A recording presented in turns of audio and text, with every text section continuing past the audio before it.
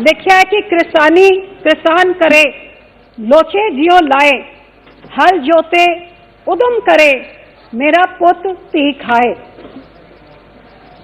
मैं कहना तो पंजाबी में चाहती हूँ, लेकिन क्योंकि मैं चाहती हूँ ये सब बाकी सांसद भी समझ सकें कि हमारे ग्रंथों में किसानों को कितनी अहमियत दी है, इसलिए मैं हिंदी में भी बोलूंगी और पंजाबी में भी।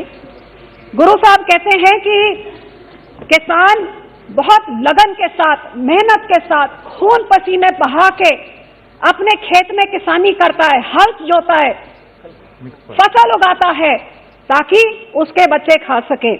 ये जो कमाई अपने हाथों से करता है, ये पवित्र कमाई के बारे में हमारे पहले प्रथम गुरु नानक देव जी ने 18 साल खुद किसानी करतारपुर साहब में करके हम सिखों को संदेशा दिया, किरत करो, नाम जपो, वंड छको।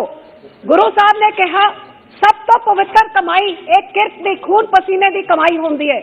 इस कमाई दे नाल तुसी रब दा ना जपो ते ना जप के जो तुसी कमांदे हो उन्हें वंड के खाओ। आज जो इतनी पवित्र कमाई करने वाले किसान हजारों की गिनती में, तादाद में हमारे पंजाब से आके जिन्होंने आंदोलन शुरू किया, आज वो दिल्ली की सरहद में 70-75 दिनों से ठिठुरती हुई ठंड हो, ओलाबारी हो, बारिश हो, वहां पे बैठे हुए हैं, क्योंकि 6 महीने से जो वो मांग रख रहे हैं, इस सरकार की कान बंद है, आंख बंद है और मुंह भी बंद है। मुझे इस बात पे इतना दुख होता है कि जो पिछले 20 साल में सबसे ज्यादा ठंड का मौसम था, उस ठंड के मौसम की परवाह ना करते हुए बूढ़ी औरतें, बच्चे, बुजुर्ग सब इधर बॉर्डर पे बैठे हुए हैं, जो 26 नवंबर कॉन्स्टिट्यूशन डे से उन्होंने मार्च किया, जब संविधान को मनाया जाता है, एक पीसफुल प्रोटेस्ट जो डेमोक्रेटिक राइट होता है। और दुनिया ने देखा कि उस पीसफुल प्रोटेस्ट को कैसे गोलाबारी से, अथरू गैस से, वाटर कैनन से, लाठियों से उन बेचारे निहत्थे किसानों को किस तरह की ट्रीटमेंट दी गई, सारे देश ने देखा और उनके साथ संवेदना करी। दिल्ली के बॉर्डर में रोक दिया गया, वो बेचारे 2.5 महीने से वहां पे आराम से बैठ गए, पेशेंटली और शांतमय तरीके से उन्होंने अपना आंदोलन चलाया। आंदोलन क्या था सर? आज जब सारे देश और दुनिया में सब उस अन्नदाता के साथ जुड़े हुए हैं जो बिल्कुल पीसफुल तरीके से, चाहे कोई टीचर हो, लॉयर हो, डॉक्टर हो, नौजवान हो, कोई दुकानदार हो, सब उनके साथ संवेदना रख के 2.5 महीने से उनके बीच में उधर गए और उन्होंने अपना सपोर्ट दिया। लेकिन कितनी हैरानी की बात है कि जिसको वो अपनी संवेदना बताना चाहते, अपना दर्द बताना चाहते हैं, इस सरकार का एक नुमाइंदा उन तक पहुंच नहीं कर सका। आज उस आंदोलन में 100 किसान ने अपनी जान कुर्बान कर दी, शहीद कर दी अपनी आवाज सुनाने के लिए, लेकिन उनकी कुर्बानी का सर ये इंसान है, ये हिंदुस्तानी है, ये हमारे अन्नदाता है जो 150 से ज्यादा मर गए हैं, लेकिन राष्ट्रपति अभिभाषण में इनके बारे में एक संवेदना की लाइन नहीं। मन की बात होती है, बहुत कुछ बोला जाता है, राष्ट्रपति का अभिभाषण होता, हाँ 6 साल में थी, मैं बिल्कुल थी, मैं आ रही हूँ उसमें, लेकिन जब सरकार ही इनह्यूमन हो जाती, जब संवेदना अपनों के प्रति नहीं प्रकट कर सकती, फिर उस सरकार में रह के करना क्या है? इसलिए छोड़िए उस सरकार को। तो इनकी मांग क्या है? 5 जून में आ रही हूँ भैया, आप सुनते रहिए, सबका जवाब दूंगी, बेफिक्र रहिए। 5 जून को कोविड की आड़ में जब लोग घरों में बंद थे, एकदम एक ऑर्डिनेंस लाया गया, ना किसान से पूछा, ना सलाह मशवरा किया, ना उसने मांगा, पकड़ के उसके ऊपर थोप दिया गया ये ऑर्डिनेंस, जिससे किसान के मन में डर पैदा हो गया कि इस ऑर्डिनेंस के आने से मेरी MSP खत्म हो जाएगी, मेरा मंडीकरण सिस्टम खत्म हो जाएगा, मैं अपने ही खेत में जब मेरी जमीनें पूंजीपतियों के हाथों में आ जाएगी, मैं मजदूर बन के रह जाऊंगा। किसान के मन में ये डर आ गया। तो आज मैं इस सदन से मैं बताना चाहती हूँ, ये मेरे मंत्री साहब सब बैठे हैं यहाँ पे, जब ये ऑर्डिनेंस आया मैंने उस टाइम भी प्रार्थना करी पूरी कैबिनेट से कि आप इस ऑर्डिनेंस को पहले सलाह मशवरा करके लेके आइए, क्योंकि किसानों के मन में ये वहम है। लेकिन इसके बावजूद ये ऑर्डिनेंस बना दिया गया और मुझे विश्वास दिलाया गया कि इसको कानून बनाने से पहले इस किसानों की सारी संवेदनाओं को दूर किया जाएगा। आप देखिए कि कितनी हैरानी की बात कि यहाँ पे जब मेरे पार्टी के लीडर में ये जून में आता है, जुलाई में हम चिट्ठी लिखते हैं, हमें बोला गया बहुत अच्छा कानून है, आप लोगों के पास लेके जाइए। जब किसानों के पास लेके गई तो किसानों से उनकी संवेदना पता लगी, उनकी आशंकाएं पता लगी, और वो एक चिट्ठी में डाल के जुलाई के महीने में खेतीबाड़ी मंत्री को भेजी गई, जिन्होंने कहा फिक्र ना करिए, ये सारी शंकाएं हम दूर करेंगे। लेकिन अब हमारी हैरानी देखिए कि सितंबर के महीने में मॉनसून सेशन आता है और सेशन आते सारी पहला बिल टेबल हो जाता है। ना किसान से बात करी, ना सलाह मशवरा किया। वो रेल की पटरियों में जून के महीने से पंजाब में आंदोलन रच रहा था।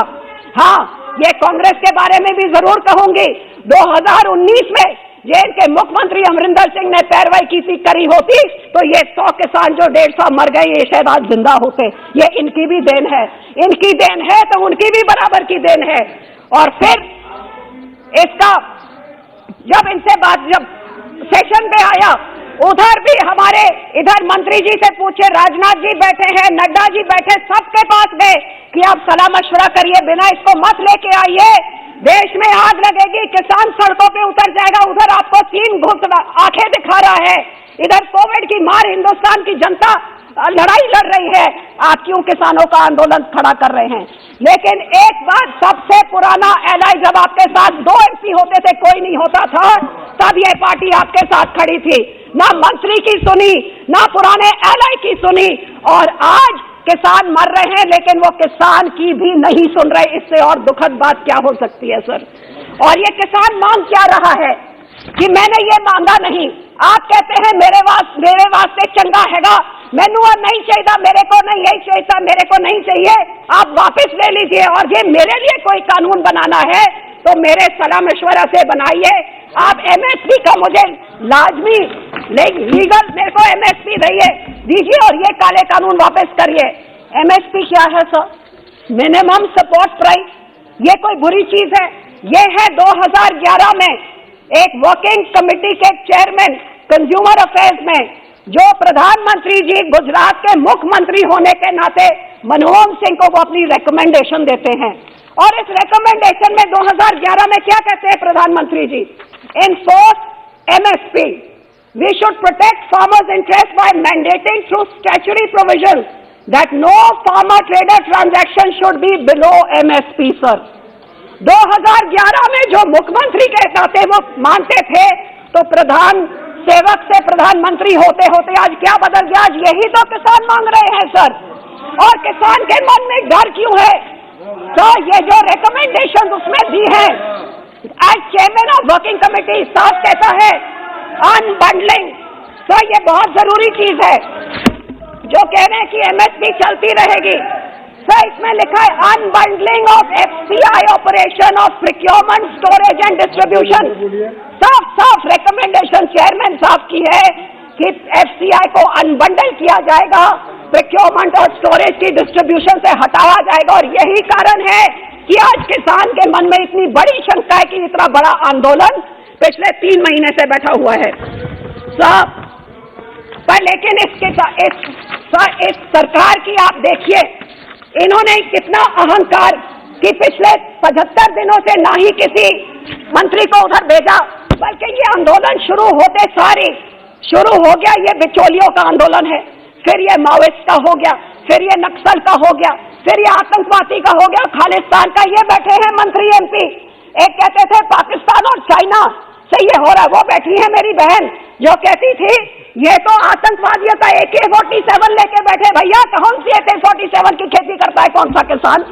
खालिस्तान है, पहले दिन से खालिस्तान खालिस्तान। क्योंकि जब 11 राउंड ऑफ टॉक्स कर रहे थे तो क्यों खालिस्तानियों से, आतंकवादियों से आप बात कर रहे थे? तो सर, मैं यही कहना चाहूंगी कि किसान के सुनने जब ये देश में खाने को नहीं होता था, ये किसान था। और आखिर में मैं एक चीज पे जरूर आना चाहूंगी, 26 जनवरी की बात बहुत करी जाती है। उस दिन में जो वायलेंस हुआ, हर एक को दुख है, वायलेंस नहीं होना चाहिए, लेकिन जो इंटेलिजेंस फेलियर हुआ है, आज क्यों उसके बारे में कोई बात नहीं करता है? 25 शाम को जो एक स्टेज से ऐलान किया गया था कि जो डेजिग्नेटेड रूट है उस रूट में नहीं जाएंगे, लेकिन लाल किले की तरफ जाएंगे। तो ये 25 शाम को पता था आप 4 घंटे में लॉकडाउन कर सकते हैं, चंद घंटों में नोटबंदी कर सकते हैं। एक रात पहले आपको पता आप एक रास्ता नहीं बंद कर सकते थे। कौन इसका जवाब देगा? और ये जिनके साथ जिन्होंने दानेश जी ने जिनका जिक्र किया है वो आज पकड़े गए हैं 2 हफ्ते के बाद। सर एक बात और, सर पर बहुत बात करी गई तिरंगे का अपमान। सर 2 मिनट सर, तिरंगे के अपमान के बारे में बात करी गई। अरे भाई सर, उस तिरंगे की अब बात कर रहे हैं जिस तिरंगे को लहराने के लिए 70% खून इस कौम का डुला था। काला पानी हो, फांसी हो, सबसे ज्यादा शहादतें इस कौम ने दी थी। और सर तिरंगे में लहराया तो वो आप कहते केसरी लहरा दिया। तो ये वही केसरी है जो आपके प्रधानमंत्री जी और वर्ल्ड लीडर अपने सिर पे लेके घूमते हैं। उस निशान साहिब को आपने केसरी को कटहरे में खड़ा कर दिया, जिस केसरी करके सा हमारे 9वें गुरु ने ठीक लाल किले के सामने, ये एक सीट ऑफ ऑपरेशन है हमारे लिए, सीट ऑफ तिरंगी है, जहां से हमारे 9वें गुरु की शहादत का ऐलान किया गया था। और क्यों शहादत हुई थी? आपके जनेऊ और तिलक को बचाने के लिए हमारे गुरु ने शहादत दी कि कैसे हमारे गुरु आपके हैं तो फिर उसे, और वो केसरी लहराने के लिए आज आपके गुरु बन गए, आज आपके बन गए। और मैडम प्लीज कंक्लूड नाउ, के बच्चों को 400 साल बाद ये लोग आतंकवादी कह के उस केसरी को कटहरे पे खड़े कर रहे हैं। ये कहाँ का इंसाफ है? Last line. और साहब जो जर्नलिस्ट सही कहानी बताए तो ये बोल रहे थे कि क्या था भाजपा के गूंज का हाथ। पूछ ले मनदीप पुनिया से, खोल लीजिए वेबसाइट, एक आपके भाजपा का वर्कर क्या कर रहा था बताया जाएगा। और ये फिर भी कोई शक है, दलितों की बात की जाती है। ये 24 साल के एक दलित वर्कर जिसको पकड़ के बंद कर दिया है और उससे क्या सेक्सुअल मिसट्रीटमेंट करी जा रही है 26 तारीख से। और सर आखिर से बोलना था, जो बोलने की बात थी राष्ट्रपति अभिभाषण में कि we will put an end to बार्बेरिज्म।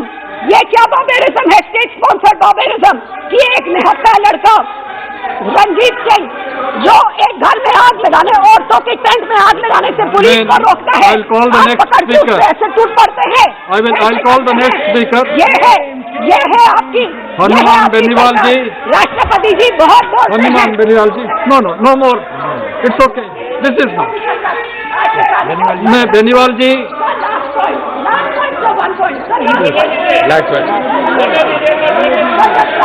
provided you say the last one. Last point. तो आखिर में अभी सारे जने बात कर रहे कि प्रधानमंत्री जी ने बोला कि ये आंदोलन जीवी, लेकिन सर उसके बाद एक और शब्द बोला था जो मेरे को मतलब नहीं पता था, मैंने खोल के देखा। वो कहते हैं परिजीवी। परिजीवी मतलब पैरासाइट। किसको पैरासाइट बोल रहे हैं? उस अन्नदाता को पैरासाइट बोल रहे हैं आप जो अन्न पैदा करके पेट भरता है?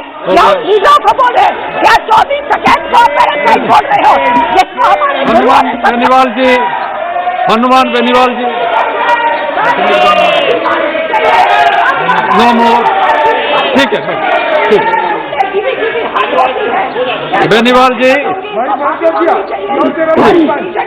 Thank you. ठीक वही जाए।